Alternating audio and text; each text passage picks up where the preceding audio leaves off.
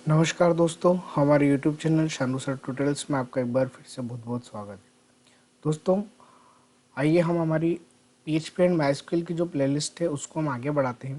दोस्तों, आज हम इस प्लेलिस्ट के अंदर पढ़ने वाले हैं। आज मैं एक वीडियो जो आपके लिए लेके आया हूँ वो बहुत ही इंटरेस्टिंग वीडियो है। वहीं से हमारे डाटाबेस की शुरुआत होती है। ठीक है, तो सबसे पहले तो आपको पता होना चाहिए कि डाटाबेस क्या होता है और पीएचपी में हम कौन सा डेटाबेस यूज़ करते हैं। तो मैं आपको बता देता हूँ कि पीएचपी के अंदर जो हम डेटाबेस यूज़ करते हैं उसका नाम है माइस्क्वेल डेटाबेस। ठीक है, डेटाबेस का क्या काम होता है, कैसे हम डेटाबेस के बारे में हम पढ़ते हैं, डेटाबेस क्या काम करता है। एक्चुअली डेटाबेस क्या करता है, हमारे डेटा को स्टोर कर सकता है ताकि किसी भी टाइम पे हम उस डेटा को डेटाबेस से एक्सेस कर सकें और डेटाबेस को हम इजीली तरीके से कभी भी किसी भी टाइम पे हम उसको मॉडिफाई कर सकते हैं। तो डेटाबेस के बारे में अगर आपको डीपली पढ़ना है तो उसके लिए आप मेरी पीएचपी ट्यूटोरियल फॉर बिगिनर जो मेरी प्लेलिस्ट है उसके अंदर मैंने व्हाट इज़ माइस्क्वेल और एसक्यूएल से रिलेटेड मैंने एक वीडियो बना रखा है। तो उसमें आप देख सकते हो कि एक्चुअली डाटाबेस की एक्चुअली वर्किंग क्या होती है और कैसे डाटाबेस वर्क करता है। तो दोस्तों, अभी तो हम इस सीरीज़ में जो हमारी सीरीज़ है PHP and MySQL tutorial in Hindi, इसके अंदर आज हम डेटाबेस बनाना सीखेंगे और डेटाबेस के अंदर हम एक टेबल बनाना सीखेंगे कि डेटाबेस के अंदर हम टेबल कैसे बनाते हैं। ठीक है, अगर आप दूसरे डेटाबेसेस की बात करते हैं जैसे कि मोंगो डेटाबेस, तो वहाँ पे हम कलेक्शन वगैरह बोलते हैं, टेबल्स वगैरह को हम क्या बोलते हैं, कलेक्शन बोलते हैं वहाँ पे। ठीक है, तो आइए स्टार्ट करते हैं। तो सबसे पहले हमको ये जानना ज़रूरी है सबसे पहले कि माइस्क्वेल जो डेटाबेस है पीएचपी के अंदर वो इनबिल्ट है। ठीक है, तो उसके बारे में तो आइए स्टार्ट करते हैं हम हमारे डेटाबेस को। दोस्तों, उससे पहले हमको जानना ज़रूरी है कि मैं आपके लिए कुछ पर्टिकुलर पॉइंट्स वगैरह लेकर के आया हूँ। तो हम डेटाबेस की बात कर रहे हैं कि डेटाबेस हमको पढ़ना है, पर ये नई चीज़ क्या आ गई यहाँ पे, पीएचपी में एडमिन क्या है। ठीक है, तो आइए दोस्तों सबसे पहले इसके बारे में हम समझ लेते हैं, क्योंकि बिना डेटाबेस को मैं स्टार्ट करूँ उससे पहले आप इसके बारे में पढ़ लो, क्योंकि यही सबसे इंपॉर्टेंट चीज़ है कि पीएचपी में एडमिन क्या है और पीएचपी में इसका बेसिक यूज़ क्या है, काहे के लिए हम इसका यूज़ करते हैं। तो जैसा कि आपको पहला पॉइंट पे दिख रहा है कि PHP my admin is a open source software tools which is written in PHP. PHP my admin एक ऐसा ओपन सोर्स सॉफ्टवेयर टूल्स है ना, जो किस में लिखा हुआ है, पीएचपी में। पीएचपी ने अपना खुद का एक प्रोडक्ट भी बोल सकते हैं कि पीएचपी ने अपना खुद का एक वेब बेस्ड सॉफ्टवेयर बना रखा है जिसका यूज़ हम करते हैं माइस्क्वेल डेटाबेस को मैनेज करने के लिए। किसको मैनेज करने के लिए, माइस्क्वेल डेटाबेस जो है उसको मैनेज करने के लिए, ताकि यूज़र को कम से कम कोड लिखना पड़े और पूरा ग्राफिकली फॉर्म पे उसको उन्होंने पूरा कन्वर्ट कर दिया। ठीक है, तो पीएचपी में एडमिन एक ओपन सोर्स है। ओपन सोर्स मतलब ये हर ऑपरेटिंग सिस्टम के लिए अवेलेबल है और ये किसी भी मशीन पे सक्सेसफुली एग्जीक्यूट हो जाता है। ठीक है, तो उन्होंने पीएचपी ने अपने कोडिंग से पूरा एक सॉफ्टवेयर टूल जनरेट कर दिया है जिसका नाम क्या है, हमारा पीएचपी में एडमिन। आइए आगे सेकंड पॉइंट पे आते हैं। इट्स इंट्रोड्यूस्ड ऑन सितंबर 9 1998। 1998 में 1998 9 सितंबर 1998 में इसको इंट्रोड्यूस किया था सबसे पहले। ठीक है, PHP my admin is A GUI, जैसा कि मैं आपको बता रहा था अभी कि पीएचपी में एडमिन क्या है, हमारा ग्राफिकल यूजर इंटरफेस है, GUI based and web based application है। मतलब ग्राफिकली फॉर्म है कि पहले क्या होता था कि माइस्क्वेल के कंसोल पे हमको सारी चीज़ें मैनेज करना पड़ती थी कि अगर मुझे डाटाबेस बनाना है तो उसके लिए मुझे क्वेरी लिखना पड़ती है, मुझे टेबल बनाना तो उसके लिए मुझे क्या लिखना पड़ती थी, टेबल लिखना पड़ती थी। ठीक है, तो अब डेवलपमेंट इतना फास्ट हो गया है कि हर चीज़ों के लिए मुझे ग्राफिकली रिप्रेजेंटेशन मुझे ऑलमोस्ट सारे डेटाबेसेस के लिए अब तो अवेलेबल है। तो वैसे ही पीएचपी में एडमिन भी एक जीयूआई है। वो जीयूआई जो है वो वेब बेस्ड एप्लीकेशन है, मतलब आपका वेब ब्राउज़र पे एग्जीक्यूट होती है।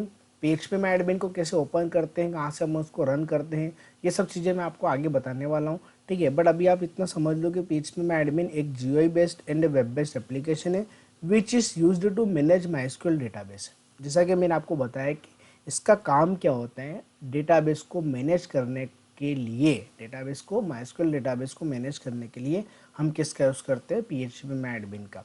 अब अगर मुझे अब अगर हमको PHP के अंदर अगर हमको MySQL के अंदर अगर हमको डेटाबेस वगैरह बनाना है तो उसके लिए मैं PHP में एडमिन की हेल्प से ही मैं इसके अंदर डेटाबेस वगैरह बनाऊंगा, ठीक है, ताकि मेरा कम टाइम में मुझे डेटाबेस पता चल जाएगा और मुझे क्वेरी भी नहीं लिखना पड़ेगी। अगर आपको क्वेरी वगैरह नहीं पता है तो ये आपके लिए बहुत ईजी होने वाला है। अगर आप चाहते हो कि यार मुझे क्वेरी याद नहीं रखना है, उसके बिना ही मैं डेटाबेस बना सकूँ, ठीक है, मेरा डेवलपमेंट वगैरह उसको मैं फास्ट कर सकूँ, जल्दी से मैं डेटाबेस को मैनेज कर सकूँ, तो उसके लिए आपके लिए बेस्ट रहेगा PHP my admin.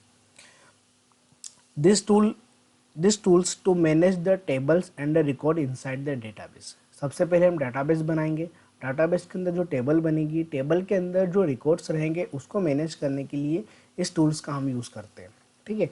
PHP my admin support various type of operation on MySQL। PHP my admin जो MySQL डेटाबेस पे वेरियस अलग अलग टाइप के ऑपरेशंस आपको परफॉर्म करके देता है। कौन कौन से ऑपरेशंस परफॉर्म करके देता है, आइए समझते हैं नेक्स्ट पॉइंट। एक जस्ट वन सेकंड।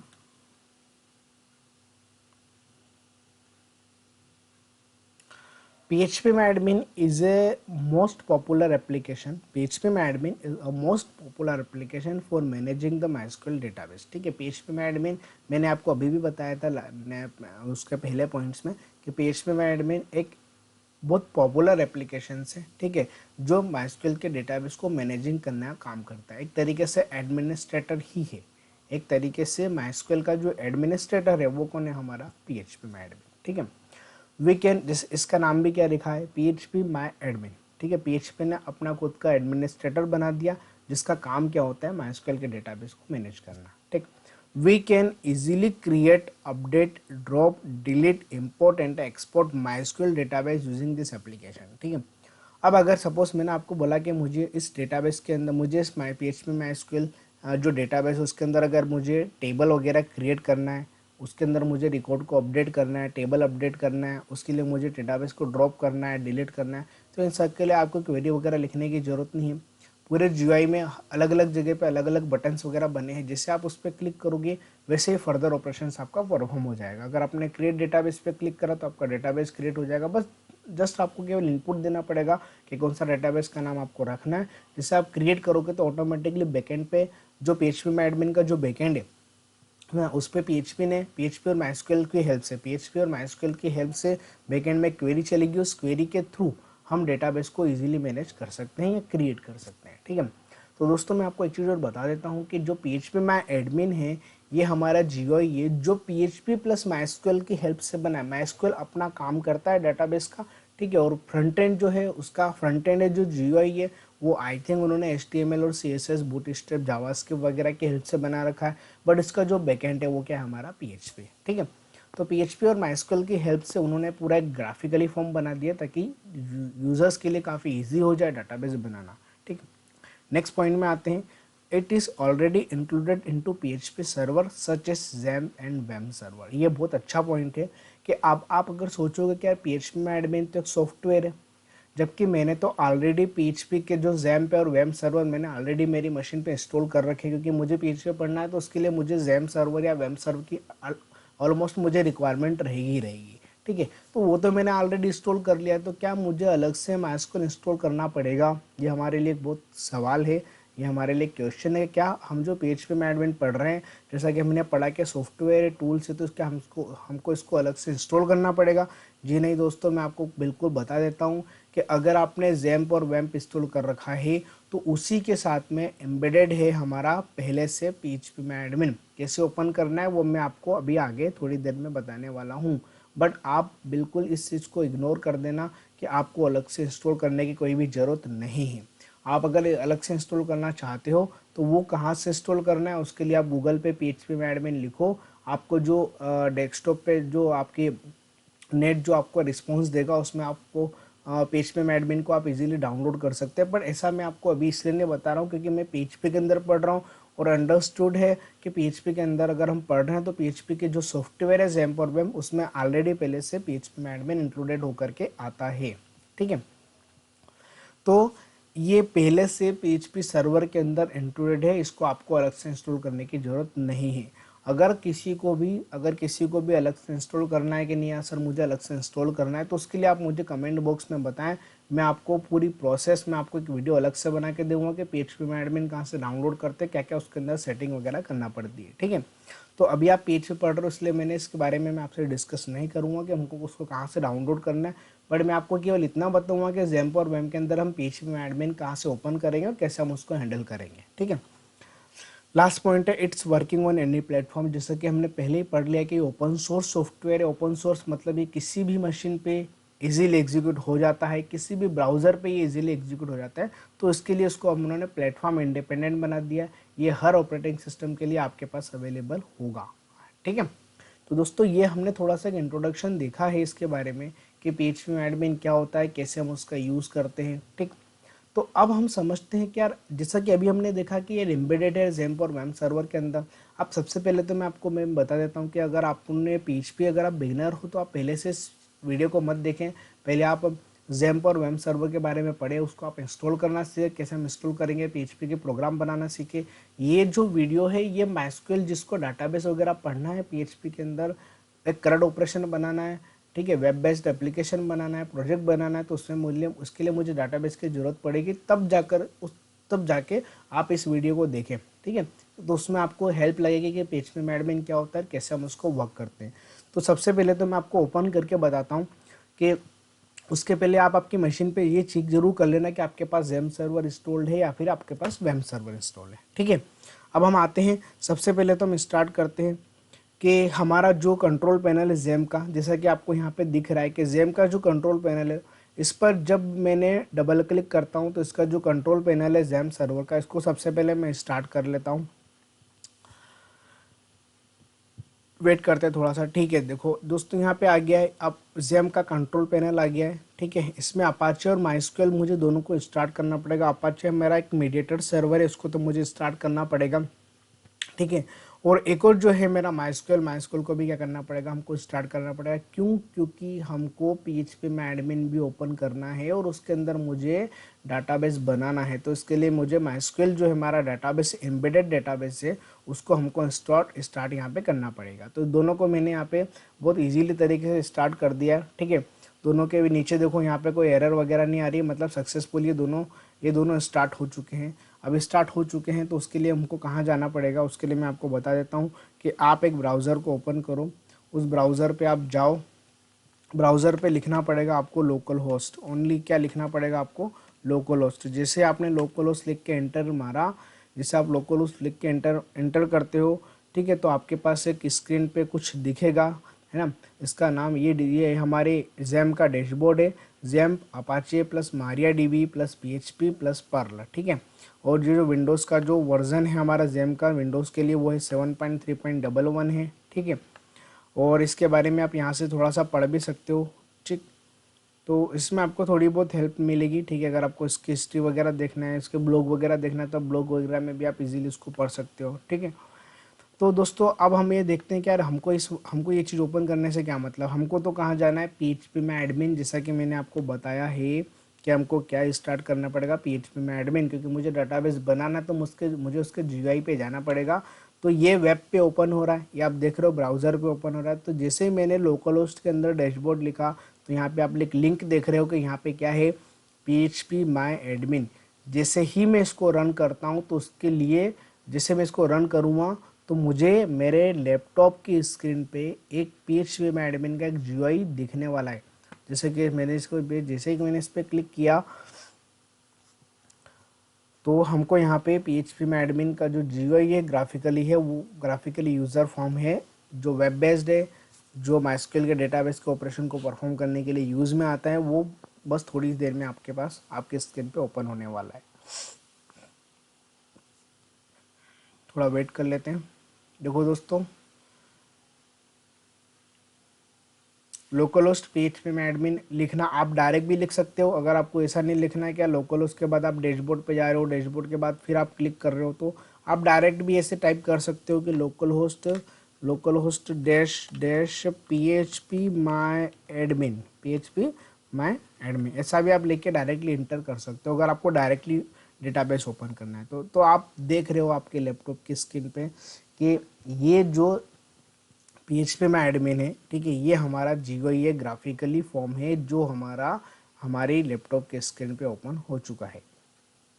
अब हम बात करते हैं कि ये लेफ्ट साइड में जो भी आप देख रहे हो information schema, MySQL, payment dB, ये पेमेंट डीबी तो ऑलरेडी मैंने बना रखा है, बट पहली बार आपके पास कुछ पर्टिकुलर डेटाबेस प्रीडिफाइंड जनरेट होकर के आ जाएंगे, तो मेरे आपसे रिक्वेस्ट है कि आप उनको डिलीट मत करना।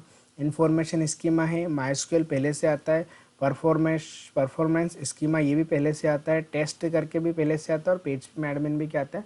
5 डेटाबेस जो रहते हैं जो पहले से एम्बेडेड होकर के आते हैं, तो उसके लिए आपको उसको कुछ छेड़छाड़ करने की ज़रूरत नहीं है। और यहाँ पे आप देख रहे हो सर्वर कौन सा है मेरा, आईपी क्या है 127.0.0.1, इसकी जगह पर मैं यहाँ पर लोकल उसकी जगह पर मैं आईपी भी लिख सकता हूँ, तो भी मेरा डैशबोर्ड क्या है जो जीयूआई है वो मेरा ओपन हो जाएगा। बट उसके लिए हम यहाँ पे क्या लिखते हैं, या तो आप लोकलोस लिखो, यहाँ पे क्या लिखोगे 127.0.0.1, ठीक है। यहाँ पे डेटाबेस बना सकते हैं, एसक्यूएल से हम क्वेरी मैनेज कर सकते हैं, स्टेटस देख सकते हैं, यूज़र अकाउंट क्रिएट कर सकते हैं, एक्सपोर्ट इंपोर्ट कर सकते हैं, और भी इसके अंदर मोर ऑपरेशन है, इंपोर्ट, सेटिंग, री application, variable, character set, engine, plugins, ऐसे बहुत सारी चीज़ें होती हैं इसके अंदर, ठीक है। और दोस्तों PHP में एडमिन के अंदर काफ़ी सारे मैंने एडवांटेजेस डिसएडवांटेजेस भी है, जो कि मैंने आपको उस पॉइंट्स वगैरह में नहीं बताया, क्योंकि हमको इतना ज़्यादा डीपली देखना नहीं है, हमको केवल ये देखना है कि PHP में एडमिन क्या है, किसके लिए हम उसका यूज़ करते हैं और कहाँ से हम उसको ओपन करते हैं, ठीक है। अगर आपको ब्रीफली लेवल पे PHP में एडमिन के बारे में पढ़ना है तो आप मुझे कमेंट बॉक्स में बताएं, मैं आपको एक बहुत अच्छा लेटेस्ट वीडियो बना के दूंगा उसके लिए अलग से, ठीक है, जिसके अंदर स्टार्ट से एंड तक सारी चीज़ें 1 बाय 1 में उसके अंदर भी प्रैक्टिकली क्लियर करके बताऊँगा आपको। तो अभी ये जो देख रहे हो आप, ठीक है, अब सबसे पहले आप लोग करना क्या है कि हमको PHP के अंदर अगर मुझे डाटाबेस जो मेरा माइस्क्यूएल है जैसा कि आपको दिख रहा है, तो सबसे पहले तो हम एक डेटाबेस बनाना सीखते हैं, डेटाबेस के अंदर हम टेबल बनाना सीखते हैं, ठीक है। तो इस वीडियो के अंदर जैसा कि मैंने आपसे प्रॉमिस किया था कि मैं आपको इसके अंदर PHP में एडमिन के बारे में बताऊँगा, और डेटाबेस और टेबल्स हम कैसे क्रिएट करते हैं वो भी आज हम इस वीडियो के अंदर देख लेते हैं, ताकि नेक्स्ट वीडियो में हम हमारा PHP टू डाटाबेस कनेक्टिविटी हम कर सकें इजीली, ठीक है। दोस्तों सबसे पहले तो डेटाबेस पे जैसे हम क्लिक करते हैं, इस GUI की यही खासियत है कि इसमें आप जैसे क्लिक करोगे तो आपके पास एक फर्दर GUI ओपन हो जाएगा, ठीक है। जैसे कि मैंने डेटाबेस पे क्लिक करा तो डेटाबेस का जो भी पेज है वो आपको यहाँ पे शो हो जाएगा, जैसे कि आप देख रहे हो, है ना। तो यहाँ पे इतने सारे डेटाबेस पहले से बने, अगर आपको खुद का डेटाबेस बनाना है तो डेटाबेस बनाने के लिए आप यहाँ पे जाना डेटाबेस पर, यहाँ पे आप डेटाबेस का नाम लिख सकते हो, ठीक है। तो मैंने तो अभी यहाँ पे डेमो बना दिया। दोस्तों मैं आपसे एक चीज़ बताना चाहता हूँ कि आप एक एसक्यूएल लैंग्वेज के बारे में पढ़ रहे हो। माइस्क्यूएल क्या है, माइस्क्यूएल भी एक लैंग्वेज है, डेटाबेस सर्वर लैंग्वेज है ये, ठीक है। तो इसका भी अपने कुछ रूल्स वगैरह होते हैं। तो मेरा आपसे एक रिक्वेस्ट है कि जब भी आप डाटाबेस वगैरह बनाओ तो पहले तो कैपिटल लेटर्स में हमको कोई भी चीज़ नहीं देना चाहिए। कैपिटल लेटर्स आपको डेटाबेस और टेबल बनाते समय कभी भी यूज़ नहीं करना चाहिए, या आप रूल्स यूज़ कर लेना, क्योंकि डेटाबेस तो एरर नहीं देगा, बट ये गलत तरीका है। अगर प्रोफेशनल वेब डेवलपर अगर आपको बनना है तो आपको छोटी से छोटी चीज़ों पे ध्यान देना पड़ता है, ठीक है। तो डेमो जो मैंने लिखा है, अब चूँकि मैं डेमो क्या है, मेरा डेटाबेस भी हो सकता है, मेरे टेबल्स का नाम भी हो सकता है, हालांकि मैं डेटाबेस बना रहा हूँ तो डेटाबेस ही होगा, ठीक है। बट थोड़ा सा अंडरस्टूड होने के लिए मैं यहाँ पे डेमो DB कर देता हूँ। DB स्टैंड फॉर होता है हमारा डेटाबेस, ठीक है। डेमो हमारे डेटाबेस का नाम है। और DB क्या होता है, DB स्टैंड मतलब एक जनरली मैंने एक यहाँ पे एक पोस्टफिक्स मैंने ऐड कर दिया DB करके, ठीक है, ताकि याद रहेगा कि हाँ ये हमारा डेटाबेस का नाम है, ठीक है। कल से अगर मुझे कोई पूछता है कि भैया कौन सा डेटाबेस बनाया, तो मुझे जल्दी याद आ जाएगा कि डेमो क्या है मेरा, डेमो DB मतलब DB मतलब क्या है हमारा डेटाबेस, ठीक। तो इसका जो फॉर्मेट है ये आप प्लीज़ इसको आप चेंज मत करना, इसमें बहुत सारे फॉर्मेट होते हैं, ठीक है। तो इसके लिए जो बाय डिफ़ॉल्ट फॉर्मेट उसने दिया है, जो स्टैंडर्ड दिया है, उसको आप ऐसे ही रहने देना।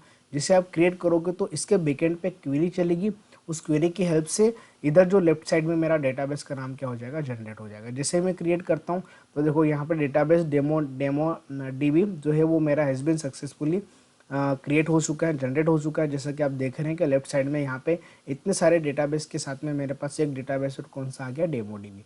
तो ये मेरा डेटाबेस आ गया। अभी यहाँ पे लिखा हुआ है कि no table found in database, मतलब इस डेटाबेस के अंदर अभी तक कोई भी टेबल वगैरह फाउंड नहीं है, कोई भी टेबल नहीं बनी है। तो उसके लिए मैं क्या करता हूँ, यहाँ से मैं टेबल बना लेता हूँ। अब जो टेबल बनाने में यहाँ पे 2 कॉलम्स है, पहले में आएगा टेबल का नाम और दूसरे में आएगा नंबर ऑफ कॉलम, से कितने कॉलम आपको रखना चाहिए, ठीक है।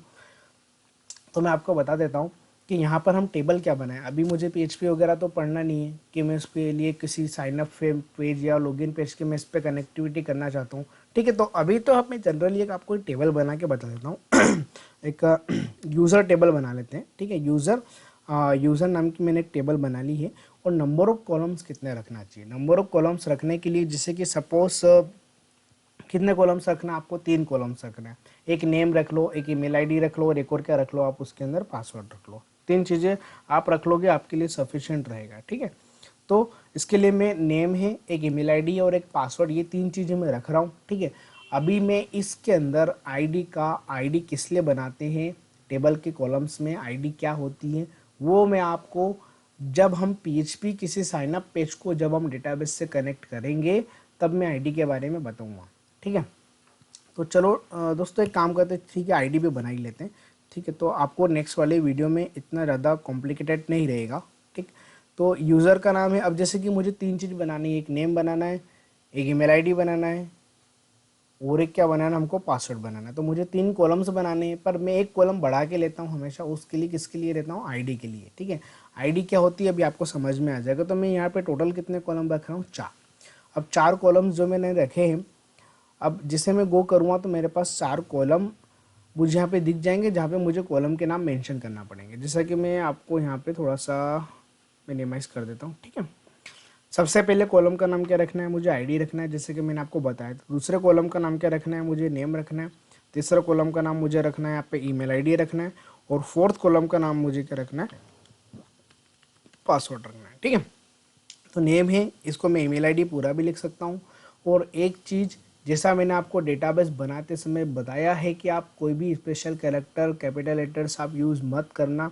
यहाँ पर भी सेम प्रोसेस है कि जैसे कि आपको नेम की जगह पर फर्स्ट नेम लिखना है, तो आप गलती से भी ऐसा मत लिख देना कि फर्स्ट स्पेस नेम, यहाँ पे स्पेस अलाउ नहीं करती है और कोई भी स्पेशल कैरेक्टर हम नहीं दे सकते, क्योंकि ये वेरिएबल्स है हमारे, चूँकि ये हमारे वेरिएबल्स है। तो हम इसके लिए हम कॉलम्स के नाम की जगह पर अगर आपको बीच में स्पेस देना है तो स्पेस को इग्नोर करके, स्पेस को रिमूव करके आप अंडरस्कोर का यूज़ कर सकते हो। क्यों, क्योंकि PHP के भी सेम रूल्स होते हैं कि PHP के अंदर कोई भी स्पेशल कैरेक्टर अलाउ नहीं होता है और स्पेस वगैरह हम वेरिएबल बनाते समय नहीं दे सकते। तो इसलिए हम वहाँ पर भी किसका यूज़ करते हैं, अंडरस्कोर का।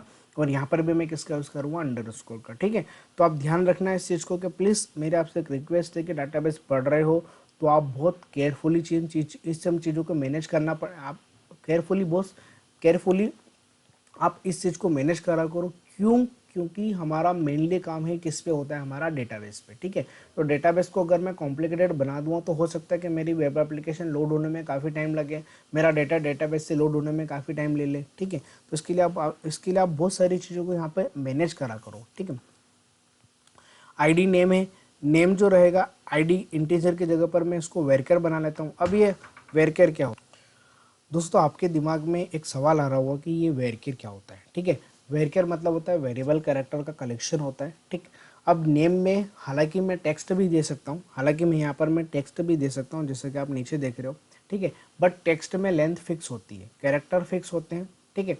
और अगर मुझे कुछ ज़्यादा कैरेक्टर्स अगर मुझे देना पड़ गए सपोर्ट, हालांकि अपन इतना कैरेक्टर नहीं देंगे, ठीक है, क्योंकि नेम में मिनिमम कैरेक्टर कितने होंगे किसी भी यूज़र के, 10 या 20 या 30 40 कैरेक्टर से ज़्यादा का नाम नहीं होता है, ठीक है।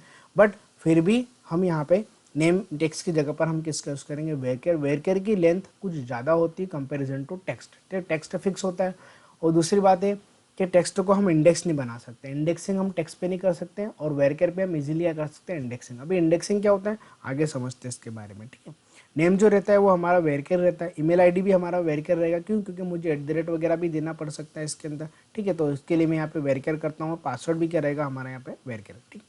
अब आईडी की आप कभी भी लेंथ मत देना, मेरी आपसे एक रिक्वेस्ट है कि स्टूडेंट आईडी की लेंथ दे देते हैं। जैसे कि आपने आईडी की लेंथ यहाँ पे 20 कर दी, फिर आपका डाटाबेस में डाटा इंसर्ट नहीं होगा, ठीक है। इसलिए मैं आपको बोल रहा हूँ कि आप आईडी की लेंथ मत दो। आईडी की लेंथ बाय डिफॉल्ट वो खुद ले लेता है, क्योंकि आईडी का जो टाइप है वो क्या हमारा इंटीजर है और नेम का जो टाइप है स्ट्रिंग, मतलब एक टाइप का स्ट्रिंग ही है। वेरकेयर मतलब एक टाइप का क्या होता है हमारा स्ट्रिंग कहलाता है, ठीक है। तो आईडी की आप लेंथ नहीं देते हैं, बट जैसे ही आप किसी भी फील्ड को अगर आप वेरकेयर वगैरह बनाते हैं, किसी भी फील्ड को अगर आप वेरकेयर वगैरह मैनेज करते हैं, ठीक है, टाइप वगैरह वेरकेयर देते हो तो उसकी आपको लेंथ यहाँ पे देना पड़ेगी। अब तो लेंथ है वो मैंने कितनी कर दी 50, ईमेल आईडी भी मैंने कितनी कर दी 50 नंबर ऑफ कैरेक्टर्स, ठीक है। और पासवर्ड भी कितना कर दिया मैंने यहाँ पे 50, इसको मैं 30 भी कर सकता हूँ, कोई प्रॉब्लम नहीं है, ठीक है। तो ये तो आपको समझ में आ गया होगा कि मैंने यहाँ पे कितने कॉलम बना लिए, आईडी, नेम, ईमेल आईडी और पासवर्ड, और टाइप क्या है इंटीजर, वेरकेर और वेरकेर। ठीक है, लेंथ क्या है, इंटीजर की हम लेंथ नहीं देंगे, नेम वो बाय डिफॉल्ट ले लेगा 11 डिजिट के आसपास, सब कुछ मैनेज कर लेता है वो। नेम जो रहेगा उसकी लेंथ 50 है, ईमेल आईडी की 50 और पासवर्ड की क्या रहेगी, मेरी 50 रहेगी। अब आप सोचो, अब हमको मोस्टली पूरा काम किस पे करना है, आईडी पे। ठीक है दोस्तों, आपको ये चीज़ पता होना चाहिए एसक्यूएल और माइस्क्यूएल के बारे में। ठीक है, कि माइस्क्यूएल के बारे में आपको ये चीज़ पता होना चाहिए कि माइस्क्यूएल जो हमारा डेटाबेस है, ठीक है, उसमें अगर मैं कोई भी कॉलम वगैरह आईडी लेता हूँ, ठीक, अब आईडी लेता हूँ तो सपोज मान के चलो कि मुझे किसी यूज़र का रजिस्ट्रेशन करना है। तो रजिस्ट्रेशन करते समय क्या होता है, जैसे कि फेसबुक पे हम साइनअप की बात करते हैं कि मैं फेसबुक पे मैं साइनअप अकाउंट वगैरह मैनेज करता हूँ, मैं अकाउंट वगैरह बनाता हूँ, किसी यूज़र का, नए यूज़र का अकाउंट बनाता हूँ, तो उसमें मैं आईडी कभी भी नहीं देता हूँ। मैं क्या देता हूँ, मैं नेम देता हूँ, ईमेल आईडी देता हूँ, फर्स्ट नेम देता हूँ, लास्ट नेम देता हूँ, डेट ऑफ बर्थ देता हूँ, ठीक है, जेंडर देता हूँ, ठीक है, और कॉन्टैक्ट नंबर वगैरह हम वहाँ पे जो भी फील्ड है, मतलब बट उस पूरे रजिस्ट्रेशन फॉर्म के अंदर आईडी आपको कहीं से कहीं तक नहीं मिलेगी। ठीक है, तो ये कंसेप्ट क्या होता है कि जब भी आप डेटाबेस के अंदर, जब भी आप किसी यूज़र का रजिस्ट्रेशन फिल करते हो और उसका डाटा जो है वो डाटाबेस में जाता है, तो डाटाबेस की रिस्पॉन्सिबिलिटी रहती है कि कोई भी यूज़र अगर मेरे पास आ रहा है तो उसको मैं आईडी जनरेट करके दूँ। क्या जनरेट करके दूँ, आईडी। तो जितने भी हमारे करोड़ों मिलियंस जो भी यूज़र्स हैं हमारे फेसबुक के, हर यूज़र्स को एक स्पेसिफिक टोकन आईडी उन्होंने दे रखी है जो कि यूनिक रहती है। ठीक है, इसके लिए हमेशा हम डेटाबेस के अंदर अगर कोई भी टेबल अगर मैं बना रहा हूँ तो उसके लिए मुझे टोकन आईडी या फिर नॉर्मली बोल सकते हैं आईडी हमको लेना चाहिए। ठीक है, तो आईडी का कॉलम मैंने यहाँ पे इसीलिए लिया है। अब मुझे इस आईडी के कॉलम को क्या बनाना है, यूनिक बनाना है, कि एक यूज़र जब डाटा इंसर्ट करेगा तो उसकी आईडी 1 रहेगी, और दूसरा यूज़र जब डाटा इंसर्ट करेगा तो उसकी आईडी कितनी रहेगी, 2 रहेगी। ठीक है, तो ये होगा कैसे, तो आईडी को थोड़ा सा आगे चलते हैं, थोड़ा सा आगे बढ़ते हैं आईडी के लिए। तो आईडी के लिए जैसे ही मैं आगे बढ़ता हूँ, आईडी के लिए हम आगे बढ़ते हैं, तो यहाँ पे इंडेक्सिंग, जैसा कि मैं अभी आपको बता रहा था कि अगर आपने किसी भी फील्ड को अगर आपने टेक्स्ट ले लिया तो उस पर आप इंडेक्सिंग नहीं कर सकते, और इंडेक्सिंग के अंदर क्या क्या चीज़ें होती है वो मैं आपको बता देता हूँ। ठीक है, तो सबसे पहला हमारा होता है प्राइमरी। प्राइमरी मतलब क्या होता है दोस्तों, एक चीज़ आप बिल्कुल समझना, प्राइमरी मतलब होता है यूनिक की होता है। यूनिक की मतलब अगर एक यूज़र को आईडी अगर 1 मिल गई है तो दूसरे यूज़र को आईडी 1 कभी भी नहीं मिलेगी। क्यों, क्योंकि ये प्राइमरी है। जैसा कि हमारा रोल नंबर होता है, रोल नंबर अगर मुझे मेरा स्कूल में या कॉलेज में मुझे एक इनरोलमेंट नंबर अलॉट हो गया तो वो इनरोलमेंट नंबर किसी दूसरे का नहीं रहेगा। मोबाइल नंबर की भी सेम चीज़ होती है कि मोबाइल नंबर अगर मेरा है तो उसी सेम मोबाइल नंबर किसी दूसरे यूज़र का नहीं हो सकता। तो वैसे हम यहाँ पे क्या करते हैं कि जैसे ही मैं यहाँ पे किसी भी फील्ड को अगर मैं, जैसे कि मुझे ईमेल आईडी की बात करना है कि ईमेल आईडी में डाटा रिपीट नहीं होना चाहिए। एक यूज़र ने अगर ईमेल आईडी लिख दी इंसर्ट करते समय कि info@gmail.com, दूसरा जो यूज़र आएगा वो info@gmail.com नहीं होना चाहिए उसकी ईमेल आईडी। तो उसको हम कैसे वेरीफाई करेंगे, तो डेटाबेस से वेरीफाई करने के लिए उसको मुझे प्राइमरी बनाना पड़ेगा। तो प्राइमरी की खासियत ये होती है कि प्राइमरी एक टेबल में एक ही होती है, प्राइमरी एक टेबल में एक ही होती है। अगर मैंने एक टेबल के अंदर मेरे पास 10 कॉलम है और अगर मैंने आईडी को अगर प्राइमरी बना दिया तो दूसरे किसी भी कॉलम्स को मैं प्राइमरी नहीं बना सकता, ये इसका रूल्स है। ठीक है, तो प्राइमरी जब मैंने इसको बनाया था तो आपने देखा था यहाँ पे, जैसे मैं इसको प्राइमरी वगैरह बनाता तो यहाँ पे एक विंडो वगैरह आई थी। वो विंडो ये थी कि प्राइमरी के भी कुछ रूल्स होते हैं। जैसे कि आपने अभी यहाँ पे किसको आप प्राइमरी बना रहे हो, आईडी को। अब मैं चाहता हूँ कि आईडी ऑटोमेटिकली इंक्रीमेंट होना चाहिए। पहला यूज़र आएगा तो उसको आईडी 1 रहेगी, दूसरा यूज़र आएगा तो उसको आईडी क्या रहेगी, 2 रहेगी। ठीक है, तो उसके लिए मुझे यहाँ पे एक चेकबॉक्स चेक करना पड़ेगा, उसका नाम है एआई। एआई को जैसे मैं चेक करूँगा तो एआई मतलब होता है ऑटो इंक्रीमेंट। एआई मतलब क्या होता है, ऑटो इंक्रीमेंट। ऑटो इंक्रीमेंट मतलब ये होता है कि जैसे ही कोई भी यूज़र आएगा तो उसको आईडी ऑटोमेटिकली इंक्रीमेंट होती चली जाएगी, उसकी आईडी ऑटोमेटिक इंक्रीमेंट होती चली जाएगी। जैसे कि 10 यूज़र है तो पहली आईडी 1 से लेकर कहाँ तक जाएगी, मेरी 10 तक जाएगी। ठीक है, तो ऑटो इंक्रीमेंट का बेसिकली फंडा ये होता है कि ऑटो इंक्रीमेंट, अब यूज़र कभी भी ऑटो इंक्रीमेंट टेक्स्ट पे नहीं लगाएगा, नेम पे मैं ऑटो इंक्रीमेंट नहीं लगाऊंगा, ईमेल आईडी पे ऑटो इंक्रीमेंट नहीं लगाऊंगा, पासवर्ड पे ऑटो इंक्रीमेंट नहीं लगाऊंगा। मैं चाहता हूँ कि नंबर पे ऑटो इंक्रीमेंट लगे। तो आईडी क्या था, मेरा इंटीजर था, तो इसीलिए मैंने आईडी को क्या कर दिया, एआई बना दिया। यही मतलब होता है ऑटो इंक्रीमेंट। ऑटो इंक्रीमेंट मतलब, और ऑटो इंक्रीमेंट के भी रूल्स होते हैं कि ऑटो इंक्रीमेंट हमेशा नंबर फील्ड पे लगता है। ऑटो इंक्रीमेंट हमेशा नंबर फील्ड पे लगता है। और ऑटो इंक्रीमेंट अगर आप बना रहे हो तो उस पर्टिकुलर फील्ड का प्राइमरी और यूनिक प्राइमरी या फिर यूनिक होना जरूरी है। जैसा कि मैंने अभी इसको प्राइमरी बनाया तो मैं इसको यूनिक भी बना सकता हूँ, तो भी कोई प्रॉब्लम नहीं है, ठीक है। तो अभी प्राइमरी और यूनिक की क्या होता है दोस्तों, मैं आपको समझा देता हूँ। जैसे कि अभी हम आगे पढ़ेंगे, जैसे कि प्राइमरी बना दिया मैंने यहाँ पे, ठीक है।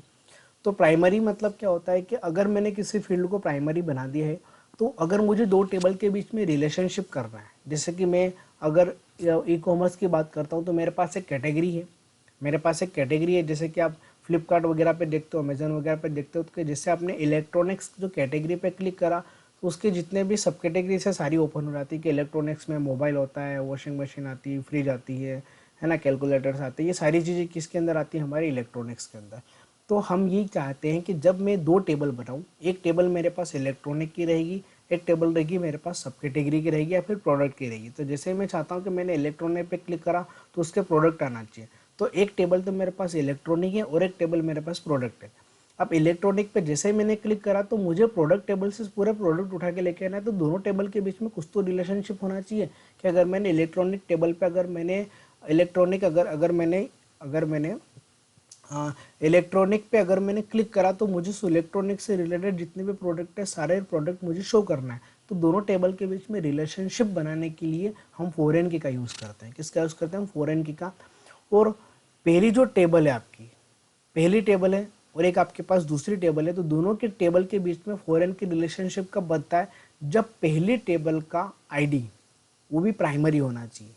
पहली टेबल का आईडी जो कि प्राइमरी होना चाहिए, जो कि दूसरी टेबल में एज ए फॉरेन की का काम करता है। किसका काम करता है ये मैं आपको प्रैक्टिकली समझाने वाला हूँ आगे, ठीक है। तो अभी आप इस चीज़ पे ध्यान मत दो, पर आप जब दो टेबल के बीच में अगर मैं रिलेशनशिप को मैनेज करूँगा तो उसके लिए मुझे फॉरेन के कंसेप्ट यूज़ करना पड़ेगा, और फॉरेन की कैसे बनाते हैं, कैसे बनती है, वो मैं आपको आगे पढ़ाने वाला हूँ जब हम ज्वाइन पढ़ेंगे तब, ठीक है। तो अभी आप इतना समझ लो।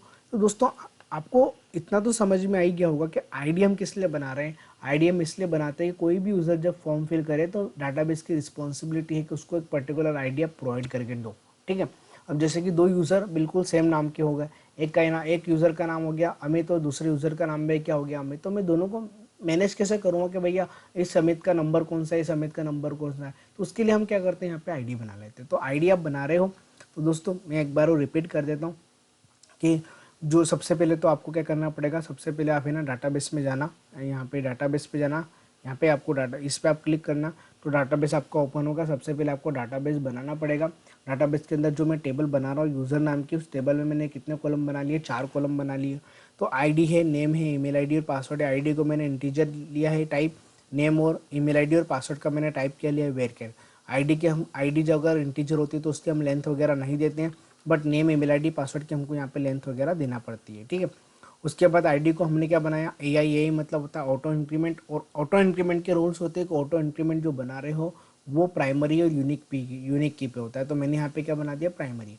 अब प्राइमरी की और यूनिक की का क्या कंसेप्ट है कि एक टेबल में एक से ज़्यादा यूनिक की बना सकता हूँ। मैंने आईडी को यूनिक की बना दिया तो मैं ईमेल आईडी को भी क्या बना सकता हूँ, यूनिक बना सकता हूँ। बट अगर मैंने आईडी को प्राइमरी बना दिया तो मैं इसमें से किस टेबल के अंदर में किसी भी कॉलम को मैं प्राइमरी नहीं बना पाऊंगा, क्योंकि मेरी प्राइमरी ऑलरेडी आईडी को मैंने बना दी है, ठीक है। तो इसके रूल्स होते हैं। तो यहाँ पे ऑलमोस्ट हमारी टेबल पूरी कंप्लीट हो चुकी है। तो इस टेबल को जैसे ही मैं नीचे आता हूँ, इसको मैं जैसे मैं नीचे आता हूँ है ना, तो टेबल के अंदर मैं यहाँ पे उसको कर लेता हूँ, टेबल के अंदर मैं इसको सेव कर लेता हूँ, ठीक है। यहाँ पे सेव का बटन मिलेगा आपको, अब एंटर मत मारना, डायरेक्ट नहीं चलती है, यहाँ पे आपको सेव करना पड़ेगा। जैसे मैंने सेव पे क्लिक किया तो यहाँ पर जो मेरी टेबल है वो टेबल मेरी यहाँ पे जनरेट हो चुकी है। जस्ट 1 सेकंड मैं आपको बता देता हूँ। जैसे कि यहाँ पे थोड़ा सा इसको ना मिनिमाइज़ कर लेते हैं अपन। देखो दोस्तों, डेमो डीबी है, डेमो डीबी के अंदर एक यूज़र नाम का टेबल जनरेट हो चुका है। उस पर जब हम क्लिक करते हैं तो यहाँ पे आप देख रहे हो कि आईडी के यहाँ पे की बन चुकी है। जस्ट 1 सेकंड, स्ट्रक्चर पे जाएंगे, स्ट्रक्चर पे आप देख रहे हो आईडी के सामने की है मतलब ये क्या हमारी प्राइमरी की है।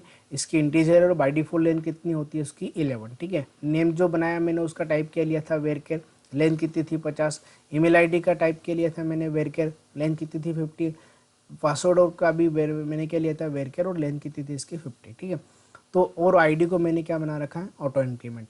तो आपको यहाँ पे दो चीज़ दिख रही होगी। आप अगर आप स्ट्रक्चर पे जाते हो तो आपको उसको कॉलम के एट्रीब्यूट वगैरह दिखते हैं, उसकी टाइप्स वगैरह आप देख सकते हो। बट अगर आप ब्राउज पे जाओगे तो ब्राउज के अंदर आपको वहाँ पे रिकॉर्ड वगैरह दिखेंगे, जबकि ब्राउज अभी पे अभी इसलिए नहीं दिख रहा है, क्यों? क्योंकि अब इसके अंदर अभी कोई भी रिकॉर्ड वगैरह नहीं है। आप जैसे यूज़र पे आपने क्लिक करा तो देख रहे हो आप यहाँ पे कोई भी रिकॉर्ड वगैरह नहीं है। तो मुझे यहाँ पे डेटा इंसर्ट वगैरह करना है। तो डाटा इंसर्ट वगैरह करने के लिए वो भी मैं आपको बता देता हूँ। इस वीडियो के अंदर हमने PHP में एडमिन के बारे में पढ़ा, PHP में एडमिन कैसे ओपन करते हैं, PHP में एडमिन के अंदर डाटाबेस कैसे बनाते हैं, और PHP में एडमिन के अंदर डाटाबेस के साथ साथ में हम टेबल कैसे बनाते हैं, और टेबल के कौन कौन से एट्रीब्यूट, कहाँ पे हमको प्राइमरी लेना चाहिए, कहाँ पे हमको ऑटो इंक्रीमेंट बनाना चाहिए, वेरिकेयर क्या होता है, वेरिकेयर की हम लेंथ क्यों देते हैं, ये सारी चीज़ें मैंने आपको इस वीडियो के अंदर मैंने आपको अच्छे से एक्सप्लेन कर दी है। तो अब मैं आपको यहाँ पे नॉर्मली इंसर्ट करके बता देता हूँ कि डेटा हम कैसे यहाँ पे इंसर्ट करते हैं। तो जैसे जैसे मैं यहाँ पे इंसर्ट पे मैंने गया, इंसर्ट पे हम जैसे जाते हैं तो यहाँ पर मैंने एक डेटा वगैरह मैं यहाँ पे इंसर्ट कर लेता हूँ। ठीक है, तो आईडी हम कभी भी नहीं देंगे यहाँ पे। ठीक है, ऑटो इंक्रीमेंट ऑटोमेटिक ले लेगा। एक यूज़र का नाम लिया मैंने एडमिन, ईमेल आईडी लिया उसका मैंने admin@gmail.com।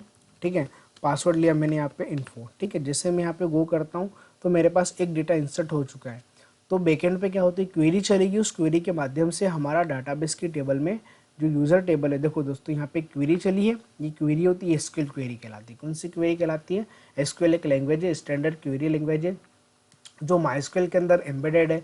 माइस्क्यूएल जो डेटाबेस है वो डेटाबेस को कैसे ऑपरेशन, अभी तो मैंने यहाँ पे जैसे कि इंसर्ट पे मैंने क्लिक करा तो इंसर्ट पे हुआ क्या, इंसर्ट पे क्वेरी चली, इंसर्ट पे क्या हुआ, क्वेरी चली। उस क्वेरी के माध्यम से हमारा डाटाबेस में डाटा क्या हो गया, इंसर्ट हो गया। ठीक है, तो क्वेरी बैकएंड में चलती है, आपको क्वेरी वगैरह लिखने की जरूरत नहीं है। यही तो इस एडिटर का, यही तो इस सॉफ्टवेयर का फायदा है PHP में एडमिन का, कि इसमें सारा काम GUI बेस्ड होता है। मतलब इसके लिए आपको कोई क्वेरी वगैरह याद नहीं रखना पड़ती है।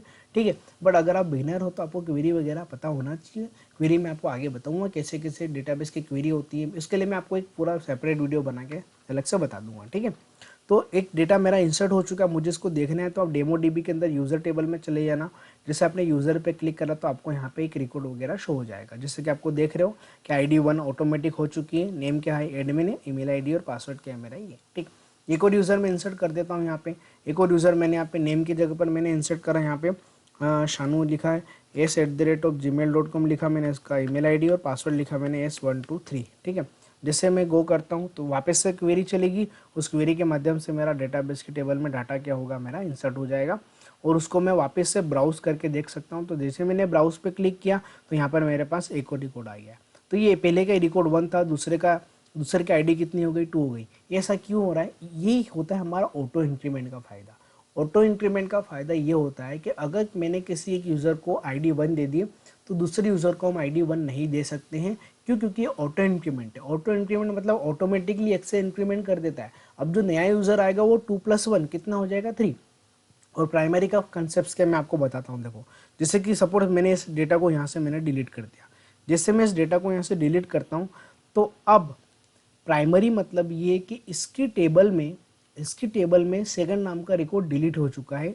अब अगर मैं एक और नया यूज़र इंसर्ट करता हूँ, एक और नया यूज़र जब मैं इंसर्ट करता हूँ, मैंने अमित नाम का यूज़र यहाँ से इंसर्ट किया, amit@gmail.com। ठीक है, जस्ट 1 सेकेंड, या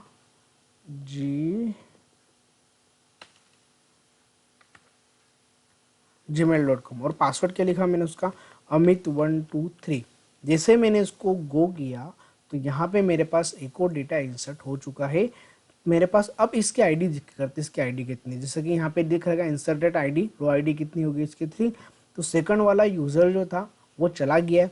तो ऑटो इंक्रीमेंट का मतलब ये होता है कि अगर आपने एक यूज़र को डिलीट भी कर दिया तो उसकी आईडी ऑटोमेटिकली क्या होती जाएगी, इंक्रीमेंट होती चली जाएगी। ठीक है, और ये प्राइमरी है, प्राइमरी की कभी भी रिपीट नहीं होती है। सेकंड नाम का यूज़र अगर चला गया तो वो फिर कभी रिपीट वगैरह नहीं होगा। ठीक, तो दोस्तों ये था हमारा डेटाबेस बनाना, डेटाबेस के अंदर टेबल बनाना।